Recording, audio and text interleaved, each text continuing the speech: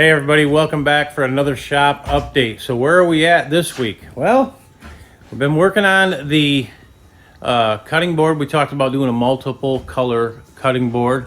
I'll show you that right here quick. That's a sneak peek of it. We've got that done. We've got this male done. As you can see, he'll go in there.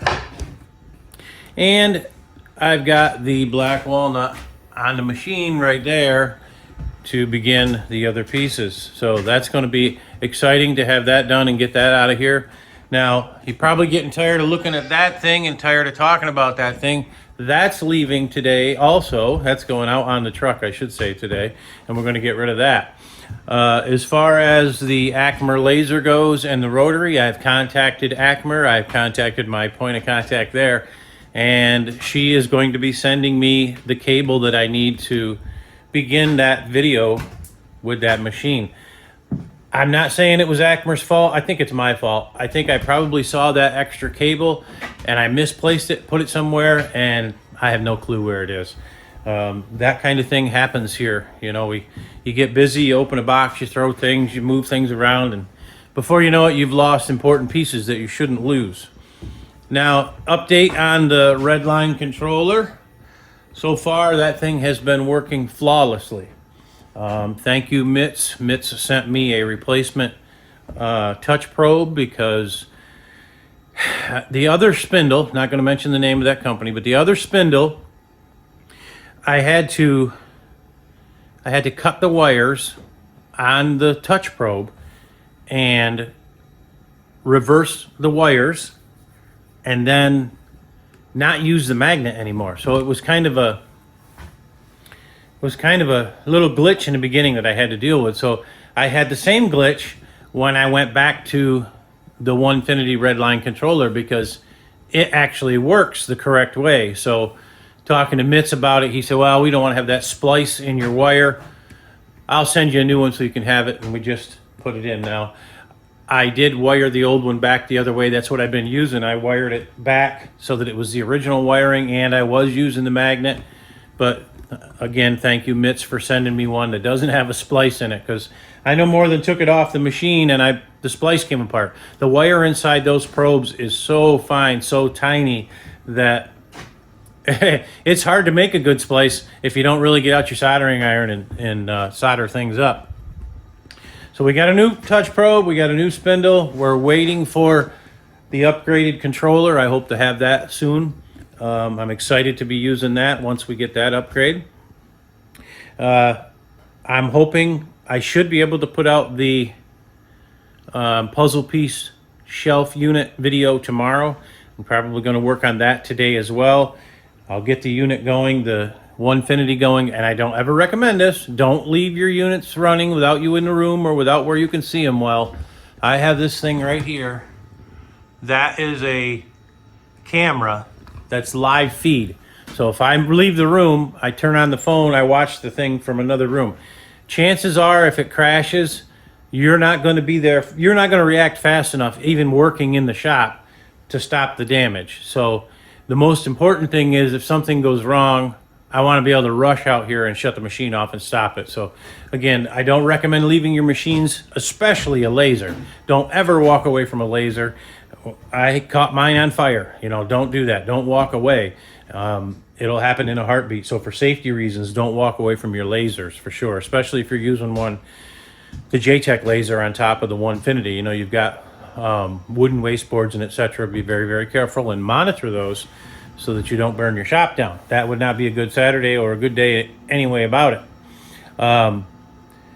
But as far as my machine goes, the CNC goes, I do have the security camera that I can watch from a distance. Like if I want to go out in the other room there and do what I'm doing, I can have the camera going, I can hear. There's audio and visual, so that way I know what's going on. So now, more importantly, to my mates over in the UK, if you watch this, I want you to comment in the comment section below how you drink your tea. Over here in America, across the pond, we drink our tea two ways. We drink it sweet or unsweet. Most of the people in the northern area of the United States drink their tea unsweetened, and nothing in it. Now, I know y'all over there across the pond put stuff in your tea. I think it's cream and sugar. I tried a little cream and honey this morning, but I just don't know what I'm doing. So I need the recipe from my mates in England across the pond. Tell me what the recipe is for your tea so that when tea time comes, I know how to drink it properly, right? So that's what I need from y'all in the comments below. How do we drink our tea correctly? I'm waiting for Leighton to answer that one, LOL. Leighton is an expert with Carveco. He's a friend of mine, and I just put a picture on Facebook of him and I standing. We actually visited his shop, not his shop, Carveco's shop in England when I was over there, and it was a great time. And the picture that was taken looks like he's talking about a cup of tea that he's standing over. So that's what's prompted all of this. I need to know how to cook. I need to know how to make a good cup of tea so that I do it correctly. This thing is still a mess. I haven't got to that yet. I have 3D printed these things that I'm considering making a large amount of. 2 sizes here. I'm thinking that I'll possibly continue to make those, and that way I can fix that thing up over there. But I really don't know if it makes sense to print all those things out for that. But that shelf is really driving me crazy. It's as unorganized as hell. It's crazy. Let me show you this. For those of you that are new to the channel that may be watching, here's something that you probably haven't seen me use in a while. This thing right here. I should say to you, if you think you know what it is, put it in the comments below, but I'll just tell you. It is a vacuum.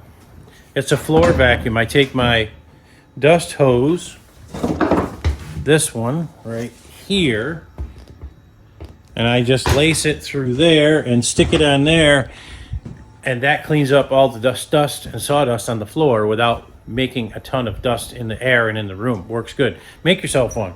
Don't make it as pretty as that one though. That's high-end quality stuff right there. High-end equipment. OSB and old rusty 2x4s. But so that's what's going on this week. I've got a lot to do. Oh, I can show you this guy. I did put the frame around this. We talked about that last week. I have got that frame in. There's a recess there so that the lights will fit in there. So that's coming along. I'm considering taking the router and by hand cutting a groove right along the side here all the way around, because as you can see, there's a little gap here and I don't like it. It's bugging me. So I may take the router with a fence and just go around it with an 1/8 inch or a V-bit and cut a channel right where they meet. And then I will pour something in there, whether it's black epoxy or something, or maybe do some sort of an inlay with it with another piece of wood to tighten that up. But that's coming along. This still needs to be done, but I got sidetracked with this. So many things going on to keep me busy here in the Hinkle shop. And there's only just so much time in a day. And we are entering into our very, very busy season here in North Carolina in the air conditioning industry. So it's going to be very busy here very, very soon for me. With that, I think that's enough of me rambling for 1 week. Thank you all for the support. Thank you for watching these. Thank you for watching all the stuff on my channel that I watch or that I put out. As always, give us a like, share, and subscribe. If there's anything you want to see, I am working on that inlay video. That may be a week or so down the line. But if there's anything that you want to see, put it in the comments below.